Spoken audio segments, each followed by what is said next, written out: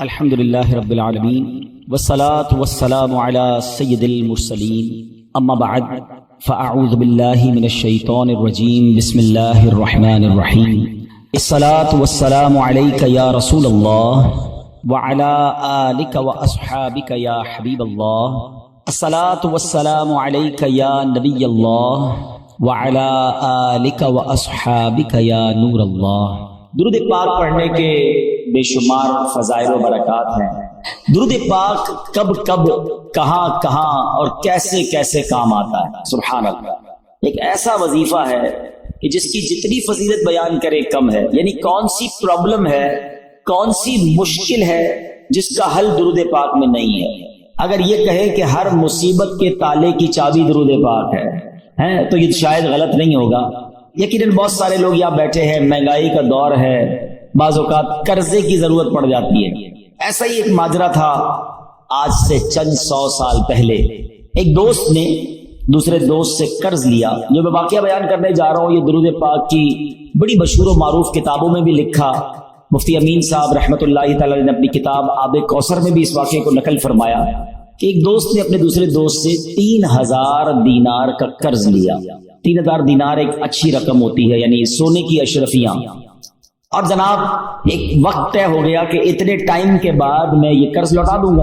وہ ٹائم آ گیا، دوست نے کہا بھائی میرے پیسے لوٹاؤ۔ تو اب اس دوست نے کہا کہ میرے پاس پیسے تو نہیں ہے، میرا کاروبار بھی تباہ ہو گیا ہے، میں تمہیں پیسے نہیں دے سکتا۔ پہلے تو اس نے کافی کوشش کی، اس کو فالو اپ کیا، اس کو بار بار یاد دلایا۔ جب پیسے نہیں ملے تو اب اس دوست نے کیا کیا کہ عدالت میں چلا گیا۔ جج صاحب کو کہا کہ یہ میرا دوست ہے، مجھے پیسے لیے، پیسے نہیں دیتا۔ جج صاحب نے اس کو بلا لیا اور پوچھا کہ بھائی تم نے پیسے دینے ہیں؟ کہاں پیسے تو دینے ہیں۔ پھر دیتے کیوں نہیں ہو؟ پیسے ہے ہی نہیں، کہاں سے دوں، سارا کاروبار تباہ ہو گیا، پیسے خرچ ہو گئے۔ جج صاحب نے کہا تمہارے پاس 30 دن ہے، 30 دن میں اس کو پیسے لوٹا دو، اور اگر نہیں لوٹا سکے تو پھر میں تمہیں جیل میں ڈال دوں گا۔ اب پیسے تو تھے نہیں، کاروبار کولیپس ہو گیا تھا۔ یہ بندہ گھر آیا پریشان کہ اب کیا کروں گا، 30 دن میں اتنی بڑی رقم کا انتظام کیسے ہوگا۔ مگر اس بندے نے کتابوں میں لکھا ہے کہ شاید وہ حدیث سن رکھی تھی یا پڑھ رکھی تھی کہ حدیث پاک میں آتا ہے جس کا مضمون ہے کہ کوئی بندہ اگر مشکل میں ہو، پریشانی میں ہو، تو اس کو چاہیے مجھ پر درود پڑھے کہ جو درود پاک ہے وہ بندے کی مصیبتیں اور پریشانیوں کو لے جاتا ہے۔ اس نے کہا اور تو کوئی طریقہ ہے نہیں، پیسے تو ہے نہیں۔ صبح سے لے کر شام تک درود پڑھنے لگا۔ 27 دن گزر گئے، 28ویں رات آ گئی۔ خواب میں جب سویا تو کسی نے آواز لگائی کہ گھبراؤ مت، تمہارا قرضہ ادا ہو جائے گا، علی بن عیسیٰ وزیر کے پاس جاؤ، وہ تمہارا قرضہ ادا کر دے گا۔ صبح اٹھا، سوچنے لگا پتہ نہیں کس کی آواز تھی، کوئی اشارہ تو ملا ہے مگر ایسے کیسے میں وزیر کے پاس چلا جاؤں۔ اگلا دن گزرا، پھر رات آئی۔ اب جو رات آئی تو نبی پاک علیہ السلام خواب میں تشریف لے آئے۔ نبی پاک علیہ السلام نے فرمایا گھبراؤ نہیں، علی بن عیسیٰ وزیر کے پاس جاؤ، وہ تمہیں تمہارا قرض ادا کر دے گا۔ صبح اٹھا تو بہت خوش، آقا نے زیارت کروائی، نبی پاک نے راستہ بھی بتا دیا۔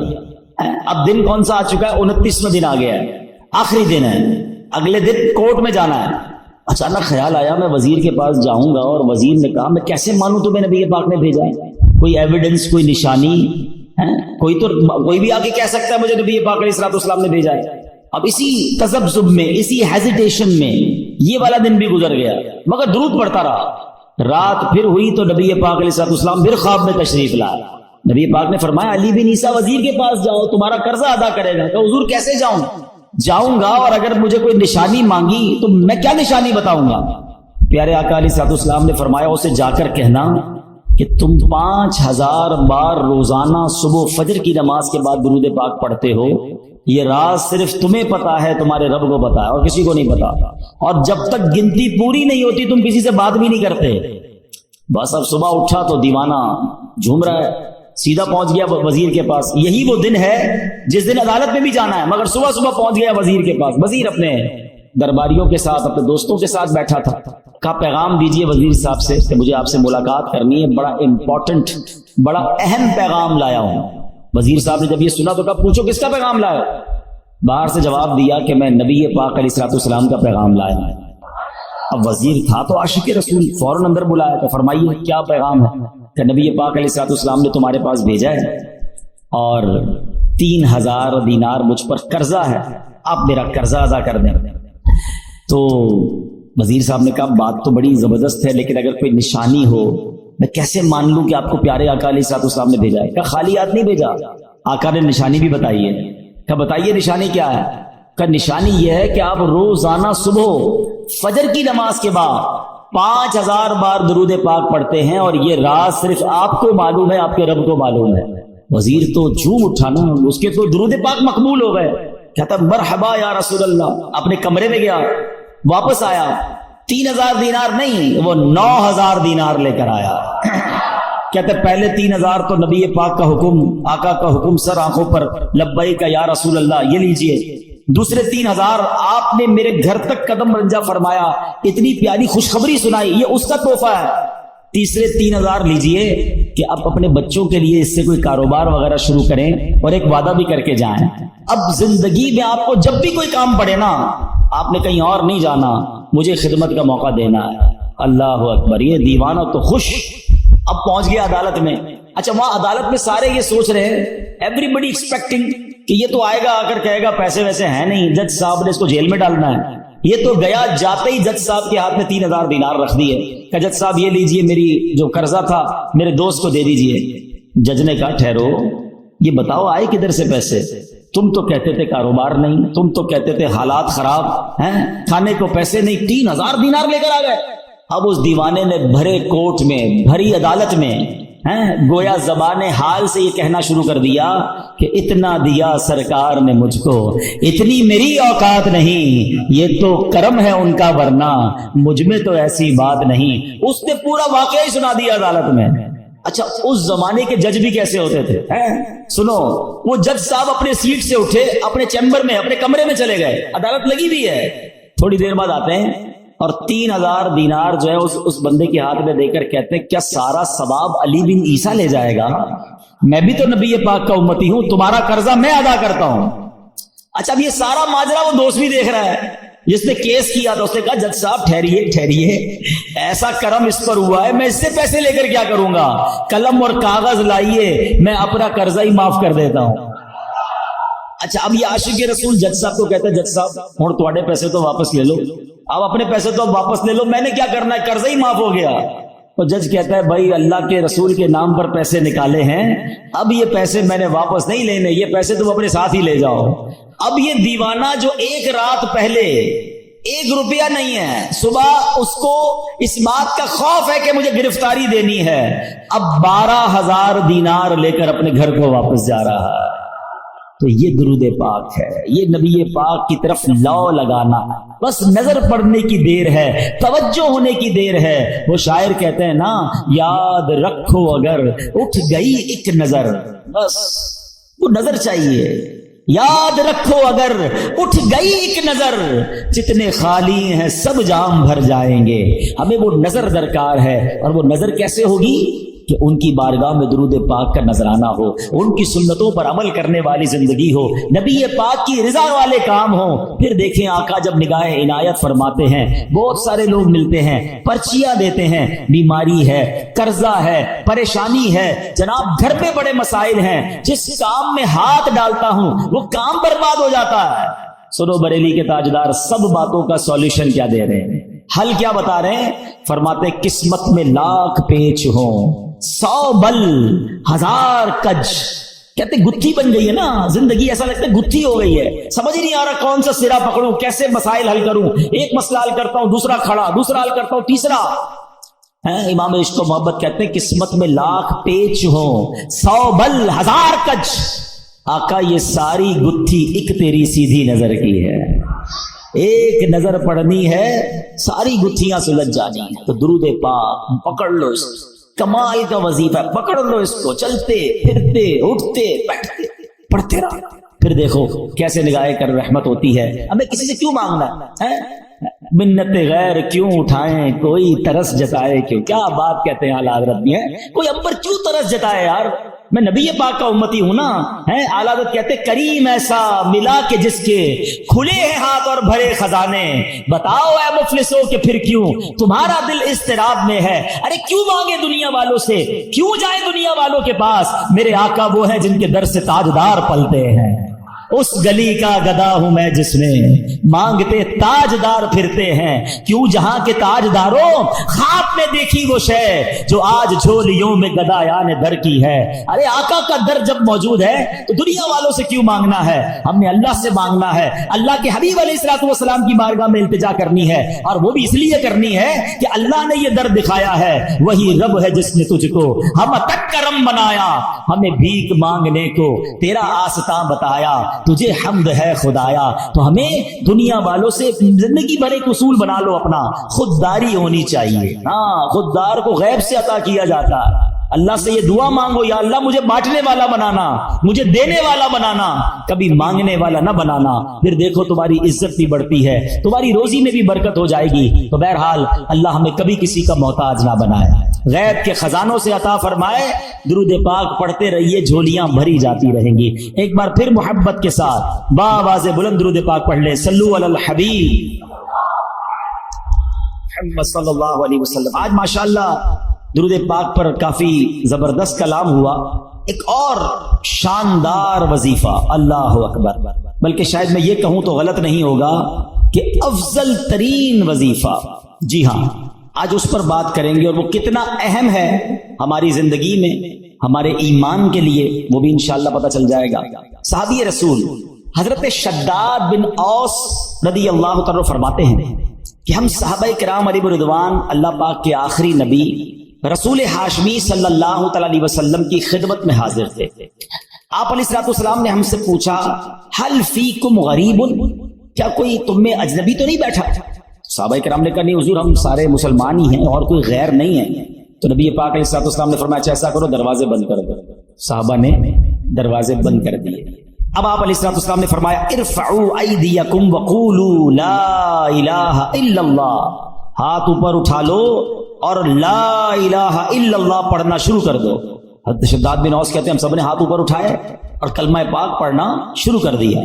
कुछ देर इसी तरह हम जिक्र करते रहे, नबी पाक जिक्र करवाते रहे, और उसके बाद मालिक के जन्नत कासिम नेमत सल्लल्लाहु अलैहि वसल्लम ने खुशखबरी सुनाते हुए फरमाया, अबशिरू फइन्नल्लाह कद गफर लकुम, तुम्हें बशारत हो कि बेशक अल्लाह पाक ने तुम्हें बख्श दिया है।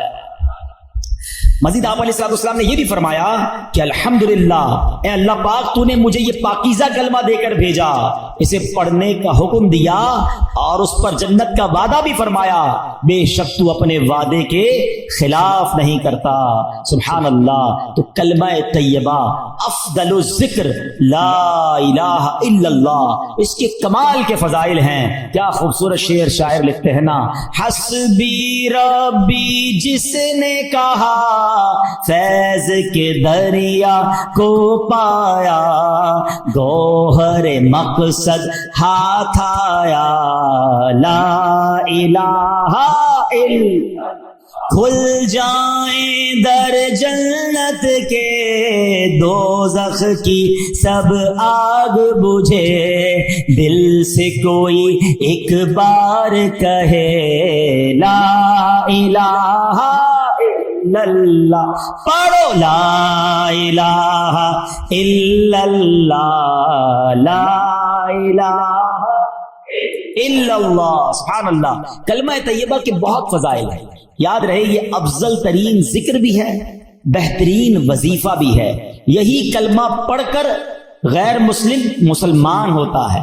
यही मुबारक कलमा सच्चे दिल से पढ़ने की बरकत से गैर मुस्लिम के सब गुनाह धुल जाते हैं और वो जन्नत का हकदार बन जाता है। हिलियतुल औलिया में है, दो आलम के मालिक व मुख्तार मक्की मदनी सरकार सल्लल्लाहु ताला अलैहि वसल्लम ने फरमाया, اللہ پاک ارشاد فرماتا ہے بے شک میں ہی اللہ ہوں، میرے سوا کوئی عبادت کے لائق نہیں، بس اے لوگوں میری ہی عبادت کرو۔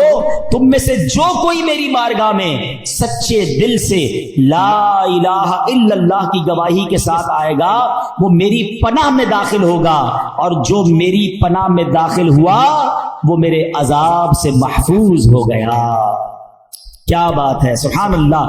کلمہ طیبہ کے مختلف نام ہیں، یاد رکھیے گا، لا الہ الا اللہ محمد الرسول، مل کر پڑھ لیں، لا الہ الا اللہ محمد الرسول اللہ صلی اللہ تعالی علیہ وسلم۔ اس کے بہت سارے نام ہیں، اس کا ایک نام کلمہ توحید بھی ہے، کلمہ اخلاص بھی ہے، اسے کلمہ احسان بھی کہتے ہیں، اسے کلمۃ التقوی بھی کہتے ہیں۔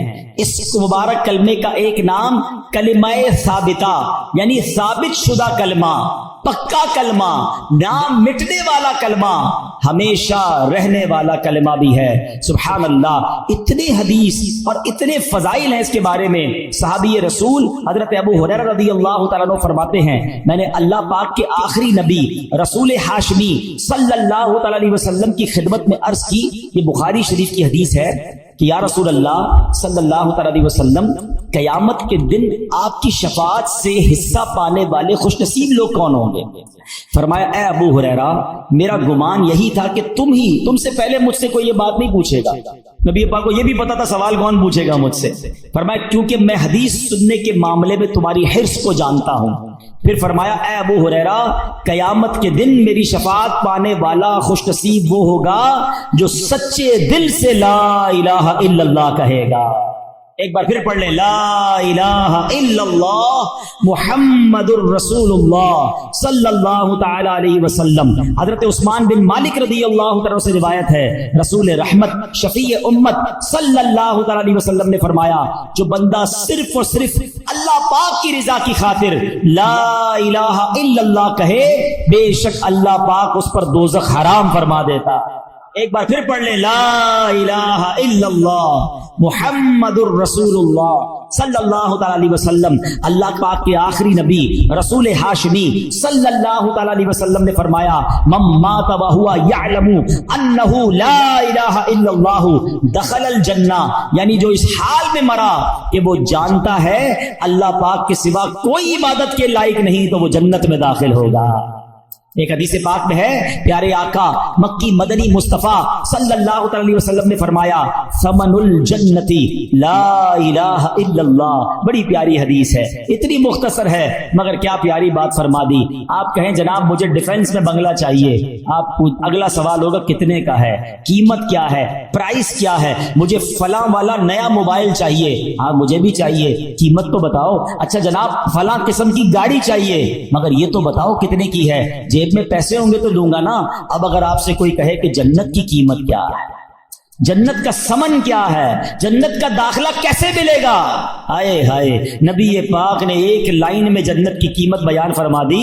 آقا فرماتے ثمن الجنہ لا الہ الا اللہ، آقا فرماتے جنت کی قیمت لا الہ الا اللہ۔ پھر پڑھ لو، لا الہ الا اللہ محمد الرسول اللہ صلی اللہ علیہ وسلم۔ ایک اور روایت میں ہے رسول اکرم نور مجسم صلی اللہ تعالی علیہ وسلم نے فرمایا مفاتیح الجنتی شہادت لا الہ الا اللہ، جنت کی چابیاں لا الہ الا اللہ کی گواہی دینا ہے۔ اللہ اکبر، سبحان اللہ، یہ ہے کلمہ طیبہ، یہ ہے سبحان اللہ کلمہ طیبہ کی برکتیں، سبحان اللہ۔ اب ایک عجیب سا واقعہ آپ کو سناتا ہوں، اور واقعہ ہے حضرت بایزید بسطامی کا۔ حضرت بایزید بسطامی رحمت اللہ تعالی علیہ ایک مرتبہ سفر میں تھے، آپ کو غیب سے آواز آئی اے بایزید سمعان نامی شہر میں جاؤ، وہاں کے غیر مسلموں کے ساتھ ان کے عید کے اجتماع میں شرکت کرو۔ بایزید فرماتے ہیں کہ اللہ پاک کی پناہ، میں غیر مسلموں کے تہوار میں شرکت کروں؟ آپ نے کہا کہ نہیں، یہ میرے لیے پیغام نہیں ہو سکتا۔ رات سوئے خواب میں پھر یہی آواز آئی بایزید جاؤ اور غیر مسلموں کے فلاں تہوار میں عید میں شرکت کرو۔ پھر یہ کہتے میں اٹھ گیا، خواب سے کانپنے لگا، سوچ رہا تھا کہ یہ کس کی آواز ہے، مجھے کون پیغام دے رہا ہے، کہیں شیطان کی طرف سے تو نہیں؟ کہہ رہے میں بیدار تھا تو جاگتے میں آواز آئی اے بایزید ڈرنے کی ضرورت نہیں، تم میرے فرما بردار ہو، مگر غیر مسلموں والا لباس پہنو، ان کے اجتماع میں جاؤ، ایک راز ہے اس میں۔ اب حضرت بایزید اللہ کے برگزیدہ بندوں میں سے اب سمجھ گئے کہ یہ شیطان کی طرف سے آواز نہیں ہے، یہ رحمان کی طرف سے پیغام۔ آپ نے لباس پہنا اور آپ چلے گئے غیر مسلموں کے تہوار میں۔ اب سارے بہت بڑا میدان، بہت بڑا میلہ، سب لوگ اپنے سب سے بڑے عالم کے انتظار میں بیٹھے ہیں۔ کچھ دیر بعد ان کا عالم آیا، سب لوگ بیٹھ گئے، اس نے تقریر کرنی تھی، مگر جیسی وہ عالم تقریر کرنے کھڑا ہوا نا، وہ کپ کپانے لگا، وہ لرزنے لگا، اور وہ کہتا ہے کہ لوگوں نے کہا اے سردار آپ تقریر شروع کیجئے۔ تو کہتا ہے کہ تو ہمارے اجتماع میں ایک محمدی بیٹھا ہے، ایک اللہ کے آخری نبی کا امتی بیٹھا ہے، اور وہ تمہارے دین کا امتحان لینے آیا ہوا ہے، اس لیے میری آواز ہی نہیں نکل رہی ہے۔ پھر اس نے بلند آواز سے کہا اے محمدی، اے اللہ کے آخری نبی کے امتی، کھڑے ہو جاؤ۔ حضرت بایزید بستامی کھڑے ہو گئے۔ تو اس عالم کہتا میں تم سے کچھ سوال کروں گا، تم نے جواب دیا تو اس کے بعد ہم ساری باتیں تمہاری مانیں گے، اور اگر تم جواب نہ دے سکے تو ہم تمہیں قتل کر دیں گے۔ تو بایزید بستامی تو ولیوں کے سردار تھے، آپ نے کہا پوچھو جو پوچھنا ہے۔ اس غیر مسلم نے بھرے مجمع میں 61 سوال کیے، 61 کوسچن کیے حضرت بایزید بستامی سے۔ حضرت بایزید بستامی نے سب کے سب ٹھیک جواب ارشاد فرما دیے۔ حضرت بایزید بستامی نے اسے سوال کیا، تم نے کر لیے سوال، اب میں سوال کرتا ہوں، بتاؤ آسمانوں اور جنت کی چابی کیا ہے؟ تو جو غیر مسلموں کا عالم تھا نا، وہ کہتا ہے آسمانوں اور جنت کی چابی کلمہ طیبہ لا الہ الا اللہ محمد الرسول اللہ ہے۔ اللہ پاک نے اس کی زبان پر حق جاری کر دیا۔ اب اپنے اتنے بڑے عالم کی آواز سن کر، اس کا جواب سن کر، اس میدان میں ہزاروں غیر مسلم تھے، سب کے سب کلمہ پڑھ کر مسلمان ہو۔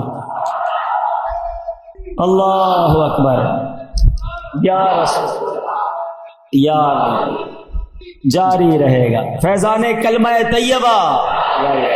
اچھا، اب یہاں بڑی خوبصورت بات علماء نے لکھی کہ کلمہ طیبہ کے فضائل تو بہت سارے، لیکن اس کے تقاضے پورے کرنا بھی ضروری ہے۔ فرمایا کہ حضرت زید بن ارقم رضی اللہ عنہ سے روایت ہے، رسول ذیشان مکی مدنی سلطان علیہ الصلوۃ والسلام نے فرمایا جس نے اخلاص کے ساتھ لا الہ الا اللہ کہا وہ جنت میں داخل ہوگا۔ صحابہ کرام نے عرض کی یا رسول اللہ صلی اللہ علیہ وسلم کلمہ طیبہ کا اخلاص کیا ہے؟ فرمایا یہ کہ بندہ اللہ پاک کی حرام کردہ چیزوں سے بچتا رہے۔ اب ایسا نہیں صرف لا الہ الا اللہ پڑھتا رہے بھائی جنت میں چلے جائیں گے۔ ایک مرتبہ وہاب بن منبہ رحمۃ اللہ تعالی کی خدمت میں عرض کیا گیا کیا کلمہ طیبہ جنت کی چابی نہیں ہے؟ فرمایا کیوں نہیں ہے، بالکل ہے، لیکن ہر چابی کے دندانے ہوتے ہیں نا، اگر تم ان دندانوں کے بغیر تالا کھولنا چاہو گے تو تالا نہیں کھلے گا۔ سبحان اللہ، کتنی پیاری مثال دے دی کہ کلمہ طیبہ جنت کی چابی ہے، مگر اس کے دندانے کیا ہیں؟ نماز ہے، روزہ ہے، حج ہے، زکوٰۃ ہے، جو فرائض ہیں وہ اس کے تالے کی چابی کے دندانے ہیں۔ تو گویا کلمہ بھی پڑھنا ہے، نماز بھی پڑھنی ہے، روزے بھی رکھنے ہیں، فرض ہو جائے تو حج بھی کرنا ہے۔ چلو حج کے بارے میں بھی تھوڑی سی بات کر لوں۔ بڑی تعداد میں وہ لوگ ہیں جن پر حج فرض ہو جاتا ہے مگر وہ حج نہیں کرتے۔ اس کو آسان نہ سمجھنا، جس طرح نماز فرض ہے نا، جس طرح روزہ فرض ہے۔ آپ کو پتہ ہے اسلام کے 5 پلر بچپن سے پڑھ رہے ہیں، 5 ارکان اسلام، اسکول میں تھے جب سے، مدرسے میں جب سے پڑھے، سب نے پڑھے ہوں گے۔ کون کون سے ہیں؟ نماز، روزہ، حج، زکوٰۃ اور توحید کا اقرار، کلمہ پاک پڑھنا۔ تو اب کلمہ تو پڑھ لیا، اچھا نماز کو اب بھی لوگ پکا فرض سمجھتے ہیں، بعض لوگ زکوٰۃ اور حج کو اتنی اہمیت نہیں دیتے، یہ بھی پلر ہے اسلام کا۔ اور حج نہ کرنا، اب میں جو حدیث سنانے جا رہا ہوں نا وہ بڑی ہلا دینے والی ہے۔ حدیث پاک کا مضمون ہے، نبی پاک فرماتے ہیں جو کوئی شخص استطاعت کے باوجود، یعنی طاقت رکھتا ہے، پیسے بھی ہیں، گھر والوں کو بھی نان نفقہ دے سکتا ہے، ایسی صحت بھی ہے کہ حج کر سکے، استطاعت کے باوجود حج نہ کرے، آقا فرماتے ہیں مجھے کوئی پرواہ نہیں وہ عیسائی ہو کر مرے یا یہودی ہو کر مرے، یعنی معاذ اللہ اس کے ایمان پر خاتمہ نہ ہونے کا خوف ہے۔ لوگ کہتے ہیں یار بس حج کرنا ہے تو وہ ذرا بچی کی شادی کر لوں پھر کر لوں گا، وہ ذرا کاروبار سیٹ کر لوں پھر کر لوں گا، آج کل بڑی گرمی ہے، حج ذرا ٹھنڈ میں آئے نا پھر کر لوں گا۔ اور اللہ کے بندوں ہمیں نہیں پتا ہم زندہ رہیں گے نہیں رہیں گے اگلے حج تک۔ کئی لوگ پچھلے حج میں ہمارے ساتھ تھے، اس بار نہیں ہیں۔ اگر فرض ہے تو دیر نہ کریں، اور اگر تم یہ سمجھتے ہو نا کہ 2-4 کام اٹکے ہوئے ہیں وہ ٹھیک ہو جائے تو حج کروں گا، ارے تمہاری بھول ہے، وہاں چلے جاؤ، سارے کام ادھر سے ہی تو بن جاتے ہیں۔ بگڑے ہوئے بنتے ہیں، سب کام مدینے میں، بٹتے ہیں جہاں بھر کے آلام مدینے میں۔ مشکل میں ہو تو جاؤ نا آقا کی دربار میں۔ اور لوگ کہتے ہیں حج کے پیسے تو ہیں مگر اس سے زیادہ نہیں ہیں، وہ کم ہو جائیں گے۔ بھول ہے تمہاری، حدیث پاک سناتا ہوں جس کا مضمون ہے حج کرو غنی ہو جاؤ گے۔ ہاں، حج کرنے سے مال میں بھی برکت ہو جاتی ہے، حج میں سستی نہیں۔ حج ایک ہی بار فرض ہے، ایک بار کر لیا پھر بار بار نہیں ہے۔ لیکن جس نے ایک بار بھی نہیں کیا، اچھا ایک اور عجیب فینومینا، عمرے کرتے رہتے ہیں، ہر سال عمرہ کرتے، حج نہیں کیا۔ ارے بھائی تم 100 عمرے کر لو، تمہارا فرض ادا نہیں ہوا ہے۔ کوئی 100 نفل پڑھے اور فرض نہ پڑھے تو کیا ہوگا؟ فرض ادا ہو جائے گا؟ نہیں ہوگا نا، فرض پڑھنا پڑے گا نا۔ یہ بالکل اسی طرح حج کرنا پڑے گا۔ اور میں آپ کو سچ بتاؤں، کسی عاشق رسول کے ساتھ حج کر لیا نا، پھر حج کی بار بار کیے بغیر چین آئے گا نہیں۔ حج کا مزہ بھی اور ہے، حج کا لطف ہی اور ہے۔ عرفات کا میدان، مزدلفہ کی راتیں، مینا کی بہاریں۔ آؤ اللہ سے دعا کرتے ہیں اللہ کلمہ پاک کی برکت سے اسی سال ہم سب کو حج نصیب فرما دے۔ اے اللہ تیرے خزانوں میں کمی نہیں، ہمیں اسی سال تیرے گھر آ کر لبیک پڑھنا بھی نصیب فرما دے۔ میرے رب کے خزانوں میں کمی نہیں ہے، لیکن حج کرنے کی پکی نیت رکھو، اور اگر حج فرض ہو گیا تو اس کی تاخیر نہ کریں۔ تو پتہ چلا کلمہ جو ہے وہ جنت کی چابی تو ہے، لیکن جناب والا اس کے دندانے بھی ہیں۔ اور اس کے دندانے کیا ہیں؟ اس کے دندانے یہ ہیں کہ نماز پڑھے، روزہ رکھے، اور حج فرض ہو تو حج ادا کرے، زکوٰۃ کی شرائط پائے جائے تو زکوٰۃ دے۔ پھر دیکھیں انشاءاللہ یہ جنت کی چابی کیسے کام کرتی ہے۔ حضرت نوح علیہ السلام نے ایک بار اپنے بیٹے کو کمال کی نصیحت فرمائی۔ حضرت نوح علیہ السلام کا آخری وقت آ گیا، آپ نے اپنے بیٹے کو نصیحت کرتے ہوئے فرمایا بیٹا میں تمہیں 2 باتوں کا حکم دیتا ہوں اور 2 باتوں سے منع کروں گا۔ بیٹا میں تمہیں حکم دیتا ہوں کہ کلمہ طیبہ لا الہ الا اللہ کی کثرت کرتے رہو۔ بے شک اگر ترازو کے ایک پلڑے میں 7 آسمانوں اور 7 زمینیں رکھ دی جائیں، دوسرا ایک پلڑے میں کلمہ طیبہ رکھ دیا جائے، تو 7 آسمانوں اور 7 زمینیں کا جو وزن ہے اس کے مقابلے میں کلمہ طیبہ کا وزن بڑھ جائے گا۔ دوسری نصیحت فرمائی بیٹا سبحان اللہ و بحمدہ کی کثرت کیا کرو، بے شک یہ ہر چیز کی تسبیح ہے، اس کی برکت سے مخلوق کو روزی دی جاتی ہے۔ دوسرا وظیفہ کیا مل گیا؟ سبحان اللہ و بحمدہ، سبحان اللہ و بحمدہ، سبحان اللہ و بحمدہ۔ روزی میں کمال کا وظیفہ ہے، جس کی روزی میں پرابلم ہو روز صبح کم از کم 112 بار پڑھ لیا کرو۔ اب آئیے فرماتے بیٹا میں تمہیں مزید 2 نصیحتیں کرتا ہوں، شرک اور تکبر سے بچتے رہنا۔ تو یہ 2 باتیں پازیٹو جو کرنے والی ہیں، 2 باتیں جن سے بچنا ہے، اس کو پکڑ لیجئے۔ کلمہ پاک اور سبحان اللہ و بحمدہ کا ذکر کرنا ہے، اور شرک اور تکبر سے بچنا ہے۔ یہ حضرت نوح علیہ السلام کی سبحان اللہ وصیت بھی ہے اور شاندار نصیحت بھی ہے۔ اور سبحان اللہ کلمہ پاک کی ایک اور فضیلت سنیں، حضرت عبداللہ ابن عباس فرماتے ہیں دن اور رات میں کل 24 گھنٹے ہیں، اور کلمہ طیبہ کے حروف بھی 24 ہی ہیں۔ جو ایک بار کلمہ طیبہ پڑھتا ہے اس کا ہر حرف 1 گھنٹے کے گناہوں کا کفارہ بن جاتا ہے۔ بس جب بندہ ہر روز 1 مرتبہ کلمہ طیبہ پڑھے اس پر کوئی گناہ باقی نہیں رہتا۔ اب سوچو جو دن میں کئی بار کلمہ پاک پڑھتا ہے اس پر کتنا اجر و ثواب ملتا ہوگا۔ تو یہ ذکر جو ہے اپنی زندگی میں شامل کر لیجئے۔ نبی پاک علیہ السلام نے فرمایا قیامت کے دن اللہ پاک فرشتوں سے فرمائے گا کلمہ طیبہ پڑھنے والوں کو میرے قریب کر دو اور میرے عرش کے سائے میں جگہ دو، بے شک میں ان سے محبت کرتا ہوں۔ اللہ کا محبوب بننا ہے تو کلمہ پاک کا ورد کیجئے۔ اللہ اکبر۔ میں نے ایک شروع میں بات کہی تھی کہ افضل الذکر کیا ہے، اب حدیث سن لو۔ احمد مجتبی رسول خدا صلی اللہ تعالی علیہ وسلم نے فرمایا افضل الذکر لا الہ الا اللہ و افضل الدعاء الحمدللہ۔ آقا فرماتے ہیں افضل ذکر ہے لا الہ الا اللہ اور افضل دعا ہے الحمدللہ۔ تو سبحان اللہ کلمہ پاک بھی پڑھنا ہے اور بات بات پر اللہ کا شکر بھی ادا کرنا ہے۔ بہرحال میرے پیارے اسلامی بھائیوں، اب ایک اور اہم بات سبحان اللہ کہ ہمیں جب آخری وقت کسی کا آ جائے نا، کسی مردے کا، کسی شخص کا آخری وقت، انتقال کا وقت قریب آ جائے، تو اس وقت اس کے پاس جا کر کلمہ پاک کی تلقین کرنی چاہیے، کلمہ سکھانا چاہیے۔ نبی پاک کا فرمان لَقِنُوا مَوْتَاكُمْ لَا إِلَٰهَ إِلَّا اللَّهُ، اپنے مردوں کو لا الہ الا اللہ کی تلقین کرو، یعنی جو مرنے کے قریب ہو اسے کلمہ سکھاؤ۔ اس طرح کہ اس کے پاس بلند آواز سے کلمہ پڑھو. اب اس کا طریقہ بھی سمجھ لیں. بعض اوقات پتہ ہے کیا غلطی کرتے ہیں, کسی کا آخری وقت ہو, اس کے پاس جا کر کہتے ہیں کلمہ پڑھو, لا الہ الا اللہ پڑھو, لا الہ الا اللہ محمد رسول اللہ پڑھو. یہ نہیں کرنا چاہیے.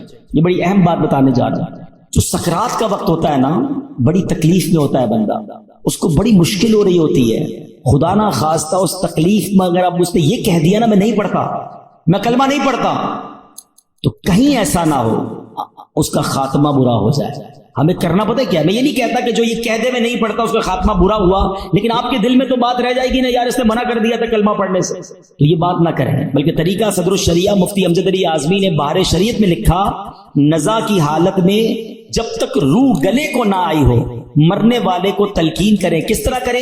اس کے پاس جائیں اور بلند آواز سے خود کلمہ پڑھنا شروع کر دیں. اشہد ان لا الہ الا اللہ واشہد ان محمد رسول اللہ پڑھتے رہیں. اب اس کو کہنے کا حکم نہ دیں, آپ پڑھتے رہیں تاکہ وہ سنے اور اس کو یاد آ جائے. اور جب اس بندے نے کلمہ پڑھ لیا نا, آپ چپ ہو جائیں, اب کوئی اور بات نہ کریں. اس کا آخری جملہ نکل چکا ہے نا کلمہ, اب آپ خاموش ہو جائیں. ہاں اگر کلمہ پڑھنے کے بعد اس سے پھر کوئی بات کر دی, اب دوبارہ آپ بلند آواز سے کلمہ پڑھنا شروع کر دیں. کوشش کریں کہ اس کا آخری کلام جو ہے وہ لا الہ الا اللہ محمد الرسول اللہ صلی اللہ تعالی علیہ وسلم. اللہ مجھے اور آپ کو مرتے وقت بھی کلمہ نصیب فرما. کس کس کی تمنا ہے مرتے وقت کلمہ پڑھنا ہے؟ سبحان اللہ. آج کل پڑھتے ہو؟ مرتے وقت سب کو پڑھنا ہے. روزانہ کتنی بار پڑھتے ہو؟ آج کا بیان نکال دیں, آج کے بیان میں تو ماشاءاللہ کئی بار ہم نے پڑھ لیا. آپ چوٹ کرنے کے لیے کہہ رہا ہوں, پچھلے ایک ہفتے میں کتنی بار کلمہ پڑھا؟ اپنے آپ کو جواب دینا, مجھے جواب مت دینا. تمنا کیا ہے کہ مرتے وقت کلمہ پڑھوں, آخری زبان پر کلمہ پاک ہو.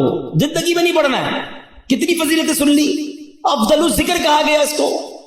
اور ایک بات یاد رکھنا, مرتے وقت تو ویسے ہی پڑھنا مشکل ہوگا. ہاں زبان بھاری ہو جائے گی. آپ نے دیکھا بخار میں الفاظ نہیں نکلتے, سر میں درد ہو تو بات کرنے کو جی نہیں چاہتا, پیٹ میں درد ہو زیادہ بندے کی منہ سے بات ہی نہیں نکلتی ہے. ارے یہ پیٹ کا درد, سر کا درد, بخار کچھ نہیں ہے. اللہ عافیت رکھے. کتابوں میں لکھا موت کا ایک جھٹکا تلوار کے 1000 وار سے زیادہ سخت ہے. کیسے پڑھو گے کلمہ جب پوری زندگی نہیں پڑھتے تھے؟ یہ سوچنے والی بات ہے. ایک بزرگ کی بات مجھے ایسی دل پہ لگی ہے, یقین کرے. کیا جملہ کہہ گئے, کہتے ہیں اپنی زبان کو کلمے کا عادی بناؤ تاکہ جس دن زبان بھاری ہو جائے اس دن تمہاری زبان سے کلمہ ادا ہو جائے. عادت ہوگی تو نکلے گا نا, عادت ہی نہیں ہے کلمہ پڑھنے کی, کئی دن گزر جاتے ہیں. ارے ہونا کیا چاہیے کہ میں صبح ایک تسبیح کلمہ پاک کی پڑھوں, شام ایک تسبیح کلمہ پاک کی پڑھوں, جب موقع ملے زبان سے لا الہ الا اللہ محمد الرسول اللہ نکلتا رہے. پڑھتے ہی نہیں ہیں. اچھا اس کو میں ایک اور طریقے سے سمجھاتا ہوں. یہ جو گندی محفلیں, بری محفلیں, برے دوستوں کے ساتھ بیٹھتے نا, نہ بیٹھا کرو. گانے سننا, فلمیں دیکھنا, غیبتیں کرنا, گالیاں دینا. پہلے ایک بات یاد رکھیں, یہ جو ہمارا دماغ ہے نا, کمپیوٹر کا سی پی یو پتہ ہے اس میں کیا ہوتا ہے؟ ڈیٹا ہوتا ہے. آپ سرچ کریں وہ نکال کے دے دیتا ہے. یہ دماغ اللہ پاک نے ایسا کمپیوٹر دیا ہے ہمیں, ایسا سی پی یو دیا ہے جس کو ڈیلیٹ کرنے کی بھی عادت نہیں ہے. دنیا کے موبائل بھر جاتے ہیں, بھائی تھوڑی سی ویڈیو ڈال دو, کمپیوٹر میں جگہ ختم ہو جاتی ہے. 50 سال کا ہو گیا ہوں میں, میرے بچپن کی ویڈیو بھی دماغ میں موجود ہے. سب کے ساتھ ایسا ہے نا, آپ کو بچپن کے کئی واقعات ایسے یاد ہیں جیسے آپ کی آنکھوں کے سامنے فلم چلتی ہے. یہ کدھر سیو ہے؟ ادھر سیو ہے. جس کا نام لیتا ہوں اس کی تصویر آ جاتی ہے دماغ میں. کیسے آتی ہے؟ یہ سب کی تصویریں سیو ہیں. دنیا بھر کے ممالک دیکھے, وہ دماغ میں سیو ہیں. سب باتیں اللہ پاک نے ایسی کمال کی چیز دی ہے, سیو ہیں. لیکن اگر گندی باتیں بھی سیو ہیں نا تو پھر یہ خیالات میں بھی آتی ہیں. نماز میں برے خیالات لوگوں کو آتے ہیں کیونکہ فلمیں دیکھ کے نماز پڑھنے آتے ہیں نا. اور یہ بری باتیں جو کر, دیکھو اس سی پی یو میں جانے کا طریقہ کیا ہے؟ ان پٹ ہمارے دل و دماغ میں جانے کے 3 راستے ہیں. ایک بات یاد رکھیے گا, 3 دروازے ہیں: دیکھنا, بولنا اور سننا. یہ 3 راستے ہیں, یہ شٹر ہیں سمجھ لو. ان تینوں راستوں کو پاک کر لو تاکہ اندر جو بھی جائے گا وہ پاک و صاف ہی جائے گا. جب پاک گیا نا اندر تو جھٹکا لگے گا تو نکلے گا کیا؟ پاک ہی نکلے گا نا. مثال کے طور پہ یہ گلاس ہے, اس میں پانی ہے, کوئی بھائی ادھر سے گزرے اس کو ٹھوکر لگا دے, کیا گرے گا اس میں سے؟ بتاؤ نا. پانی گرے گا, دودھ گرے گا. دودھ کیوں نہیں گرے گا؟ اس میں ہے ہی نہیں دودھ. مولانا صاحب کیا ہو گیا آپ کو؟ دودھ تو جب گرے گا نا جب گلاس میں دودھ ہوگا. اچھا اس میں تھوڑا سا شربت ملا دوں, لال شربت ہو جائے. اب دھکا لگے گا تو کیا گرے گا؟ شربت گرے گا. سمجھ رہے ہو نا میری بات؟ یہ پریکٹیکل سے سمجھا رہا ہوں آپ کو. برتن میں جو ہوتا ہے وہی چھلکتا ہے, برتن میں جو ہوتا ہے ایسا ہی ہے. اب آؤ میں سمجھاتا ہوں. جس کے دماغ میں بری باتیں ہیں نا، گندی باتیں ہیں، بری محفلوں میں بیٹھا ہے، غلط دیکھ رہا ہے، غلط سن رہا ہے، غلط بول رہا ہے، جب دھکا لگتا ہے نا پھر وہی باہر نکلتا ہے۔ آپ دیکھ لیں اچھے خاصے نیک نمازی جھگڑا ہو جائے کسی سے، ارے باپ رے باپ ایسی گالیاں نکلتی ہیں، بندہ کہ اس کو کیا ہو گیا یار، پتہ چلتا ہے کہیں بیٹھتا ہے گالیاں سنتا ہے، ٹھیک ہے نا۔ اور کسی شریف النفس آدمی جس نے کبھی گالیاں سنی ہی نہیں ہے، بیٹھتا ہی نہیں بری صحبت میں، اس کو دھکا دے دو، اس سے کسی کا جھگڑا ہو جائے، یار نہیں مارو مجھے، کیوں لڑ رہے ہو بھائی، نہیں بھائی نہیں کرو، اس کے منہ سے گالی نکلے گی نہیں کیونکہ اندر گندا نہیں ہے۔ چلو ایک اور ایگزامپل، ایک اور مشورہ، ایک اور طریقہ، آپ کشتی میں کہیں جا رہے ہیں، اچانک جھٹکا لگا آپ کو، اترتے اترتے پیر سلپ ہو گیا، کسی نے دھکا دے دیا، فوراً آپ کی زبان سے کیا نکلتا ہے؟ چیک کر لو آپ۔ کچھ خوش نصیب وہ ہوں گے جیسے ہی دھکا لگتا ہے نا ان کی زبان سے نکلتا ہے لا الہ الا اللہ، یا اللہ، یا رسول اللہ، یا غوث پاک۔